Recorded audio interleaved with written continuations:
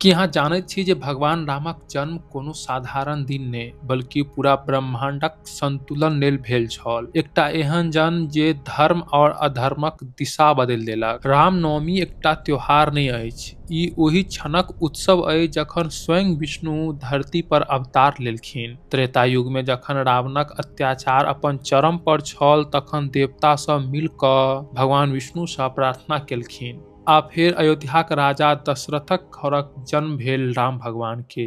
मुदा की अहाँ जानैत छी जे राम भगवान के जन्म ठीक दोपहर 12 बजे भेल छल, जखन सूर्य अपन सर्वोच्च शिखर पर छलाह और पुनर्वसु नक्षत्र शुभ योग छल। इएह खगोलीय स्थिति के अभिजीत मुहूर्त कहल जाइत अछि। ताहि लेल आइयो रामनवमी दिन ठीक मध्यम में ही राम जन्मोत्सव मनायल जाइत अछि। ओ एकटा मर्यादा पुरुषोत्तम कहलेला, कियाकि अपन जीवन में हरेक रिश्ता हरेक कर्तव्य के पूरा निष्ठा से निभेलखिन, चाहे ओ पिताक वचन निभाबऽ के लेल वनवास हो या धर्मक रक्षा करऽ के लेल रावण सँ युद्ध। हमर मिथिला लेल तऽ रामनवमी और खास अछि, कियाकि अयोध्या लेल सिर्फ ओ राजा छलाह, मुदा मिथिला के लेल ओ पाहुन छलाह। रामक व्यक्तित्व के निखारऽ में हमर जानकी जी के त्याग और मिथिलाक संस्कार बहुत पैघ अछि। रामनवमी हमरा पूजा करब मात्र नहीं सिखाबैत अछि, ई सिखबैत अछि कि जीवन में सच्चाई, धर्म आ कर्तव्य कतेक महत्वपूर्ण होइत अछि। ई हमरा याद दिलाबैत अछि जखन जखन अधर्म बढ़ैत अछि